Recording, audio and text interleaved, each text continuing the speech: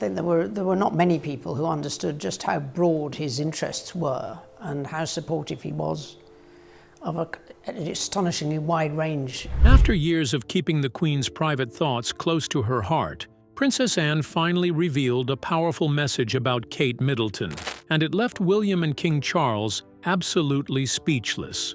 Most people thought they knew how the future of the British monarchy would unfold. First King Charles, then Prince William. Everything neat, orderly, and traditional as usual. That's how it was supposed to be. But deep inside Buckingham Palace, late one foggy London night, something happened that would change everything, and almost no one outside the palace walls knew. It started with Princess Anne. She had always been the steady one, the one who showed up, stayed quiet, and never chased headlines. People admired her for it, trusted her for it. But Anne had been carrying something heavy, something she couldn't put down any longer. It was a secret, one she hadn't asked for, but couldn't ignore. A secret from her mother, Queen Elizabeth II, written down carefully before she passed away. A final wish. Not shared with courtiers, not announced to the public. Something just for Anne to know, and when the time was right, reveal. What did this letter say, and how will it affect the royal family? Keep watching to find out. The Queen's message did not mention Charles. It didn't even mention William. Instead, it named someone else. Someone unexpected. Someone the Queen believed could save the future of the crown. Catherine, the Princess of Wales. The palace was quiet that night.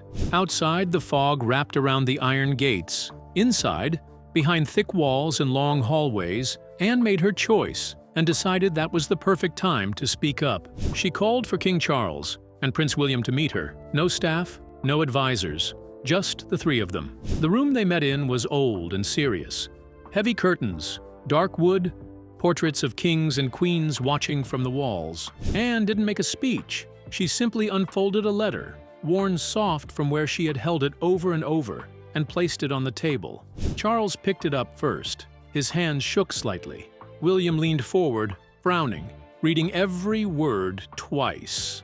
No one spoke. The clock on the mantel ticked loudly in the silence. Outside, the city slept, unaware. The Queen's letter was clear. She saw Catherine not just as a future queen consort, but as the future of the monarchy itself. She believed the survival of the crown didn't rest with a king, but with a woman the people already loved. Someone who had earned their trust, not just inherited it. At first, Charles pushed back. His voice broke the silence. "This isn't how it's done," he said, almost to himself.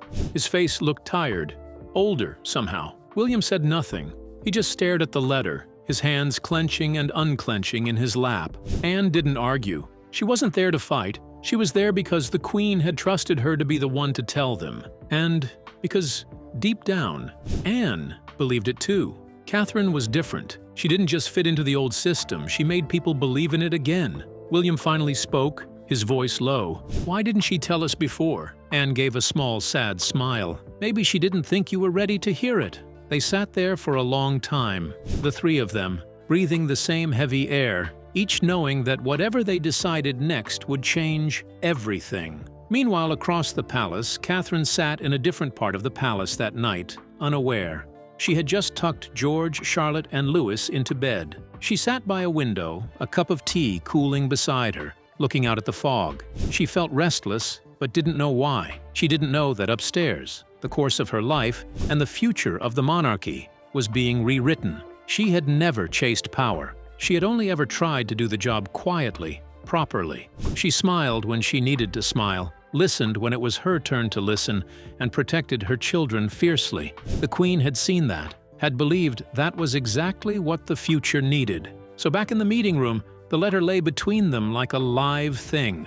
Anne finally stood up, smoothing her skirt. She didn't wait for Charles or William to agree. She knew what her mother would have wanted, the truth told, the risk taken. "Whatever we decide," she said softly, "the world is changing. We can either change with it or be left behind." No one answered, but in the silence, a decision started to take root, quietly, stubbornly, like the first crack of light at dawn. The monarchy the world thought it knew was already shifting, not with a grand speech, not with fanfare, but with a single night, a whispered truth, and a woman who didn't even know she was about to be called into history. What happened next will shock you, so don't go anywhere. The following morning came slowly over London, heavy and grey. When the light finally spilled across the city, it found Buckingham Palace changed forever. Inside, in a private room deep within the palace, a secret meeting of senior royals and trusted advisors was about to begin. It had been rushed together, but nothing about it felt routine. The air buzzed with nerves and questions no one dared ask. Princess Anne was the first to walk in. She didn't look like a rebel. She looked like a general carrying out a final mission. In her hand, a simple leather folder. Inside it, a letter that could shake the very walls around them. King Charles came next. He wore a mask of calm, but the tension in his face told a different story. And last came Prince William, steady and regal, though his eyes showed the fire burning underneath. This was the moment everything would change forever. Now, Anne didn't waste a second. She placed the folder on the big mahogany table and said in a voice that allowed no argument, "This is Her Majesty's final wish. Not mine, not Charles's, not William's, hers." Everyone leaned in, reading the Queen's neat, careful handwriting. Her message was clear. Catherine, not born royal, but shaped by spirit and strength, was the future. It wasn't about blood anymore. It was about heart, about survival. The Queen hadn't tried to officially change the line of succession. She knew it wasn't that simple, but she had made her hopes crystal clear. Catherine wasn't just to support the next king. She was meant to be queen, in her own right. The room exploded in whispers, shock, fear, anger. King Charles slammed his hand on the table, his voice shaking. "This is madness. I thought last night was a joke. Succession can't just be rewritten." Anne held his stare, calm and firm. Mother wasn't confused. She was certain. Then William spoke, his voice low but raw. "And what about me? What happens to everything I was raised to be?" Anne's face softened. "You're still vital. You're still needed. But for the monarchy to survive, it must change. Mother saw that. She wanted us to see it too." William looked down, fists clenched. It felt like a betrayal, but deep inside, he knew. He had seen Catherine face storms he could barely endure himself. He had watched the people fall in love with her. She didn't seek the spotlight.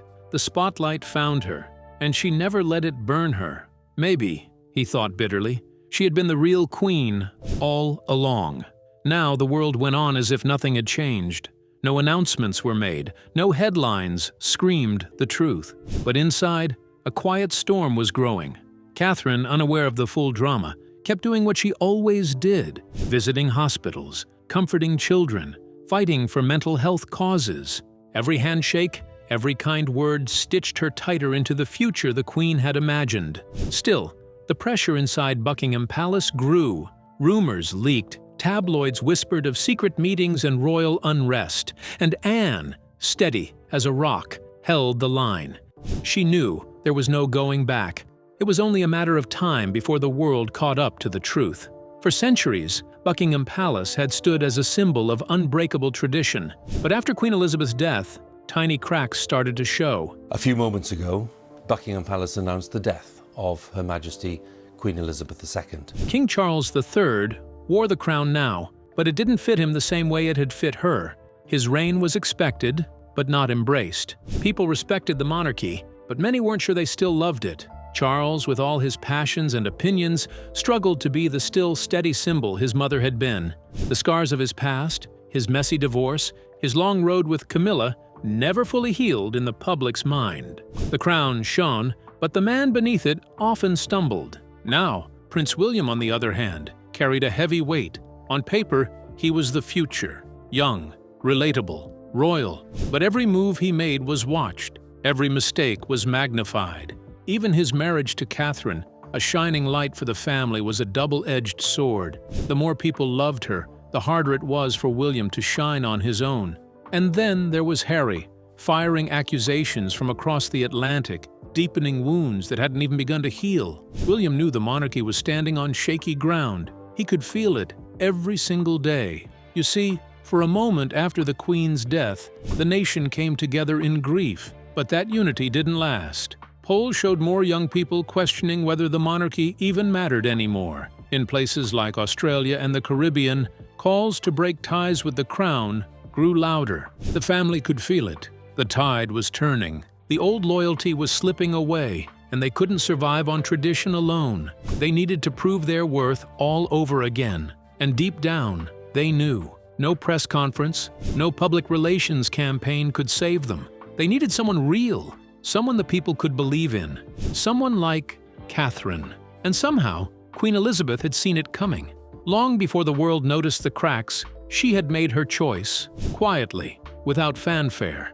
She trusted that when the time came, those who truly loved the monarchy would follow her lead. She had seen the future, and it had Catherine's face, not because of birthright, but because of hope. And this is where it starts to get interesting. Keep watching to find out what happened next. Now, despite this revelation from Amy, something else disturbed the royal family, and that was that people were no longer supporting the royal family as they once had. King Charles found no peace. Night after night, he sat awake, poring over old history books, looking for answers from kings who had ruled through chaos. Prince William carried his fear differently. It sat in his chest like a stone, heavy and unmoving, especially when he looked at his children's bright, trusting eyes. He wanted to believe he was preparing them for a future of service and honor. But what if that future never came? Catherine, though, met the moment in her own way, with quiet acceptance. She saw what was happening.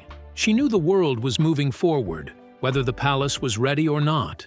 It was her calm, her resilience, her lack of hunger for power that made her the one nobody had expected, but maybe the one the crown needed most. She never chased the crown, and maybe that's exactly why. Really, really grateful. Really honored. Everyone's time. Knew the performances this afternoon together. Everyone's impressed. Now, it was chasing her. Now, to the outside world, the monarchy's facade remained intact. Ceremonies, elegant dinners, and polished royal photos. But beneath the surface, an unexpected shift was underway. A slow-burning fault line was building pressure, threatening to crack the palace's foundations. At the heart of it all lay a truth too dangerous for anyone to utter, because the monarchy's perfect image was weaker than people wanted to say.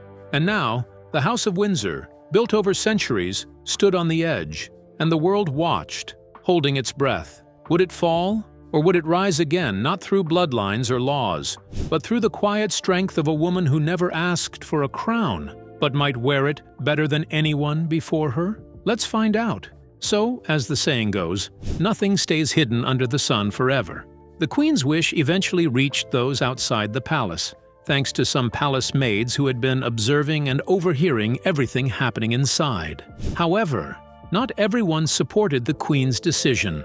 Some argued that it was wrong for Catherine to take over while her husband, the rightful heir, was still present. They also claimed that Catherine spent most of her time caring for children and lacked any experience in politics. On the other hand, another group supported the Queen's wish, believing that she knew what was best. This debate led people to start digging into Catherine's life, and what they uncovered will shock you. So, when they started digging, they discovered that Catherine Elizabeth Middleton was born on January 9, 1982, at the Royal Berkshire Hospital in Reading.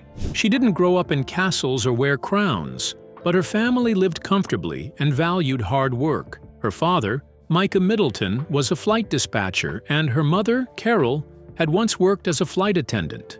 On her father's side, the family had deep roots in British society, even hosting royals in the early 1900s. On her mother's side, her ancestors were coal miners, giving Catherine a rare balance between tradition and humility. When Catherine was just 2 years old, her family moved to Amman, Jordan, where her father worked for British Airways. There, she attended an English-speaking nursery school, learning early how to adapt to new cultures. Thank you for your time as well. I always think it's before Christmas time. It's probably the last thing we're thinking about, sort of. By 1986, they returned to England and settled in Berkshire. Catherine, now 4, was enrolled at St. Andrew's School, where she quickly showed signs of independence and maturity. Later, she began part-time boarding, learning how to take care of herself at a young age. In 1987, something important happened. Catherine's mother, Carol, started a mail-order party supplies business called Party Pieces. What began as a small venture grew into a thriving company, providing Catherine and her siblings with excellent educational opportunities. But even more important, it taught Catherine the value of patience, resilience, and building something meaningful from the ground up. By 1995, the Middleton family moved to Bucklebury, a quiet village surrounded by nature. Catherine switched schools, eventually enrolling at Marlborough College, where she really came into her own.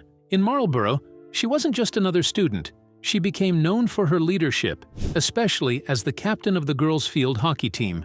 During her time there, Kate Middleton also completed the demanding Gold Duke of Edinburgh Award, showing she was determined, hard-working, and humble. Around this time, she also underwent minor surgery to remove a lump on her head, but returned quietly to her studies without drama.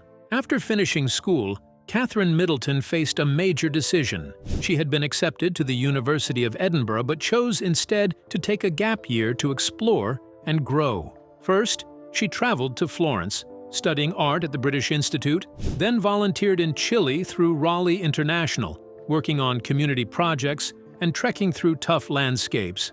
She even worked as a deckhand at the busy port of Southampton, never shying away from hard, unglamorous work. Eventually, she enrolled at the University of St. Andrews in Scotland, first studying psychology, then switching to art history. Catherine joined the Lumsden Club, organizing charity events and serving local communities. To help with expenses, she took a part-time job as a waitress, showing again that she wasn't afraid of hard work or getting her hands dirty. At St. Andrews, something life-changing happened.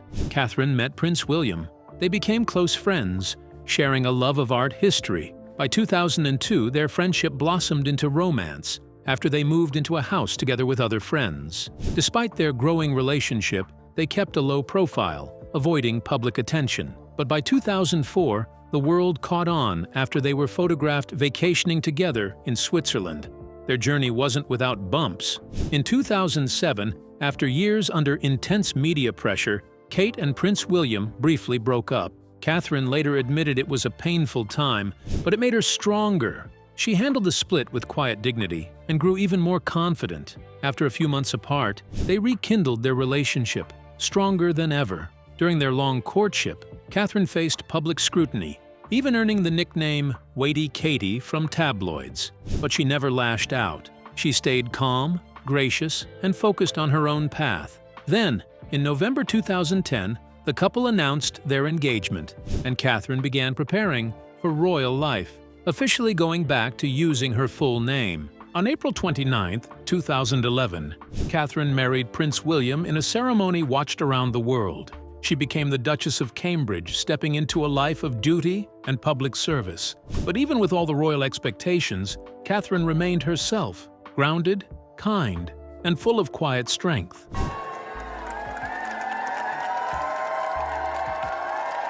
In the years that followed, she and William became the image of a modern royal couple. Together, they welcomed 3 children: Prince George in 2013, Princess Charlotte in 2015, and Prince Louis in 2018, each arrival bringing joy not just to the royal family, but to the world. Through it all, Catherine balanced motherhood, royal duties, and charity work with grace. Catherine's story showed that becoming royal wasn't about wearing crowns.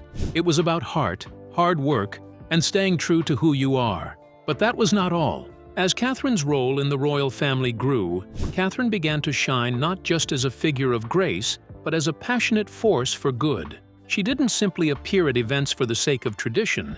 She genuinely immersed herself in causes that mattered deeply to her. Her charity work became a defining part of her identity, proving she had found the perfect balance between royal duty and personal compassion.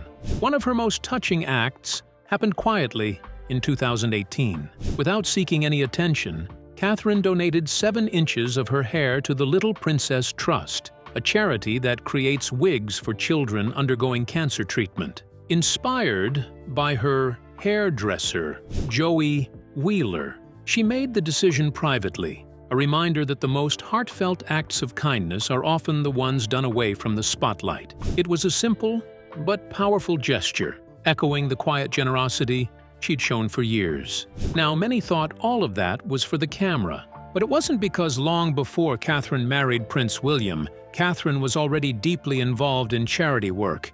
In 2007, Kate Middleton organized a photography exhibition to raise funds for UNICEF, and later hosted a charity roller disco that raised £100,000 for the Oxford Children's Hospital and mental health initiatives. Her early visits to hospices and work with sick children left a lasting impression on her, shaping her future as a royal dedicated to causes involving children and mental health. After becoming the Duchess of Cambridge, Catherine's commitment only grew stronger. Just months after their wedding, she and William set up a charitable gift fund instead of accepting wedding presents, directing support to 26 organizations. So, when these findings were brought to light, some of the people who had criticized the Queen's decision found themselves admiring Catherine.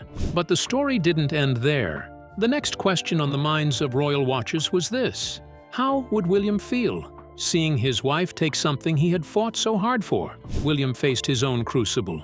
The revelations about Catherine had left a wound he didn't know how to heal. He loved her fiercely, admired her strength and kindness more than he could express. But the knowledge that even his grandmother had seen Catherine, and not him, as the future of the monarchy gnawed at the edges of his confidence.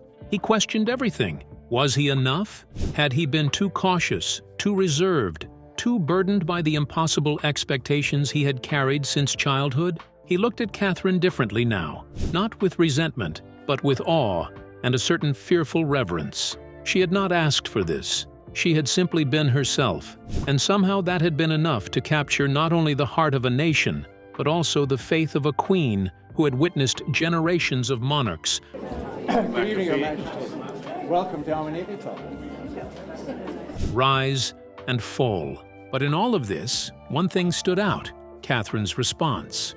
Many had expected her to simply say yes or no to the Queen's wish. So when she was asked whether she was ready to take on the responsibility, her answer shocked even King Charles and William. She stated, calmly and firmly, that although it is the desire of many to lead the monarchy, it is also the desire of every wife to keep peace within her family. Therefore, she needed time to think about it. So, although Catherine is yet to give a clear answer, one thing her response made certain is that the Queen made the right choice, choosing someone who could balance the heavy demands of the crown with the delicate needs of the royal family. So what are your thoughts on Catherine's response? How do you interpret King Charles's and William's reactions? And most importantly, how do you view the Queen's decision? Share your opinions with us in the comment section. If you enjoyed the video, like, share, and subscribe to our channel. Also,